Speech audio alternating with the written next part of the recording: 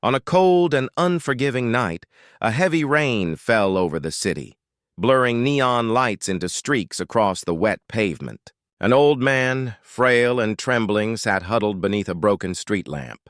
His clothes were worn and damp, his shoes torn, and his thin hands clutched at a blanket too small to fight the chill. Hunger gnawed at him like a cruel voice he could not silence. Inside the warm glow of a nearby diner, laughter and chatter filled the air.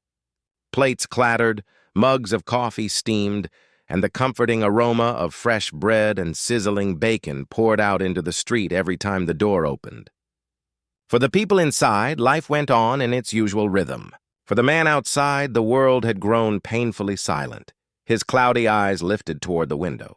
He watched families eating together, workers grabbing late-night meals, and a waitress weaving gracefully through the crowd with tired but steady steps. He pressed his forehead against the glass for a moment, whispering to himself, "Just a little food. Anything at all." That night, one young woman would see him. One waitress would notice what others ignored. She would break the rules to show a stranger mercy.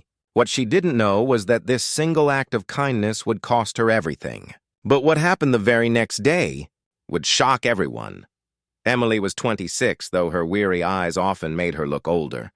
She worked double shifts at the diner almost every day, carrying trays heavier than she was, running from table to table with a smile she had trained herself to wear. Every tip mattered. Every paycheck was the thin thread keeping the lights on in her tiny one-bedroom apartment. "Miss, more coffee, please." "Hurry up!" A customer barked from a booth. "Of course," Emily said quickly, grabbing the pot and rushing over. The diner was packed. Rain always brought in more customers, travelers ducking for shelter, late-night workers seeking comfort. The air buzzed with noise. Yet as Emily passed by the window, she noticed him. The old man hunched against the cold, his lips trembling, his eyes empty of hope. For a moment she froze, her heart clenching. Her coworker nudged her. "Emily, table 6 needs their check." "Right," she whispered, but her eyes stayed on the man outside. Later, in the kitchen, she hesitated by the counter.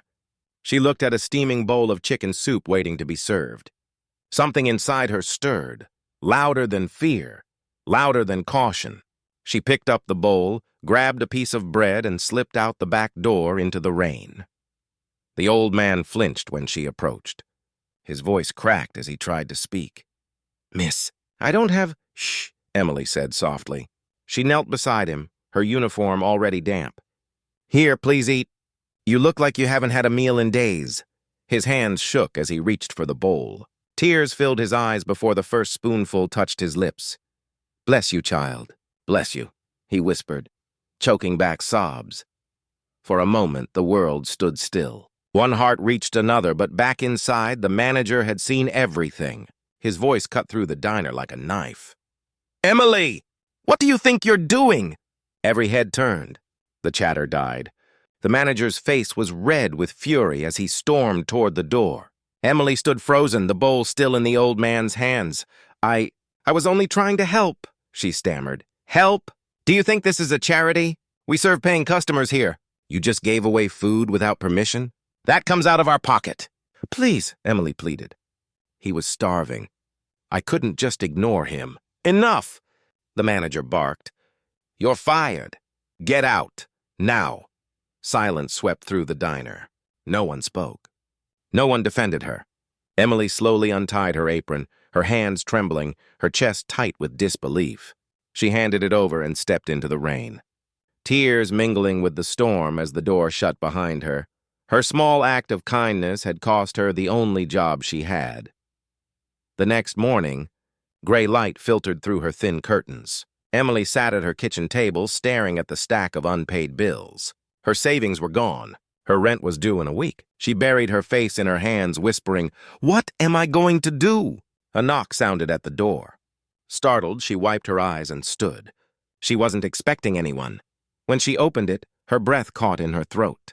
Standing there was the old man from the night before. But he was different. His posture was strong. His clothes were neat, a clean suit replacing the rags. His eyes, once clouded with despair, now shone with a gentle strength. Emily gasped. "Yes, my dear, it's me," he said with a warm smile. "My name is Thomas." Emily struggled to find words. "But how?" "Last night. I wasn't always the man you saw shivering outside that diner," Thomas said quietly. "Years ago, I built businesses, created opportunities. I had wealth, success, and then I lost it all. Illness, betrayal, greed, everything was taken. I fell harder than I ever imagined. For years, I wandered invisible, broken, until last night." Emily's eyes filled with tears. "I only gave you soup. That's all?" "No, child," Thomas said, shaking his head. "You gave me more than food. You gave me dignity. You looked at me as a human being when everyone else turned away. That is something I can never repay." He reached into his pocket and handed her an envelope. "What is this?" she asked, confused. "This is not charity. It's gratitude," Thomas said firmly. "I'm opening a cafe, a place where no one will ever be turned away hungry. And I want you to run it. Inside this envelope is the offer, a salary, a partnership. Enough to give you the life you deserve." Emily opened it with trembling hands. Inside was a formal job offer along with a check larger than anything she had ever seen. I don't know what to say," she whispered. "Just say yes," Thomas replied gently. "And promise me you'll keep that kindness alive." Tears spilled down Emily's cheeks. Yes, I promise." Weeks later, a new cafe stood at the corner of the same street. Its windows glowed with light, its doors always open.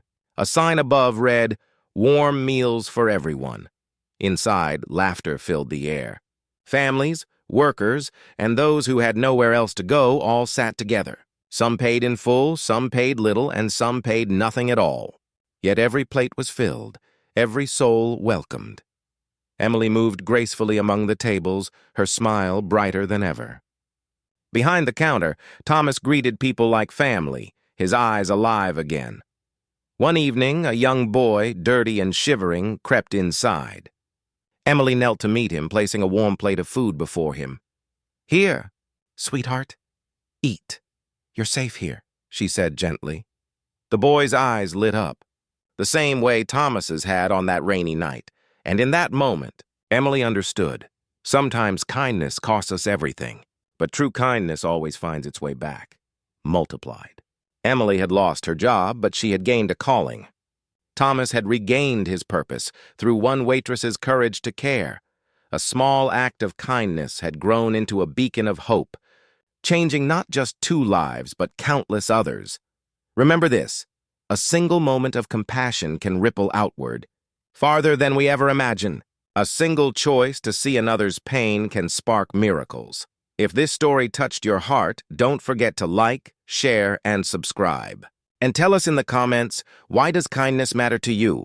Choose kindness, always.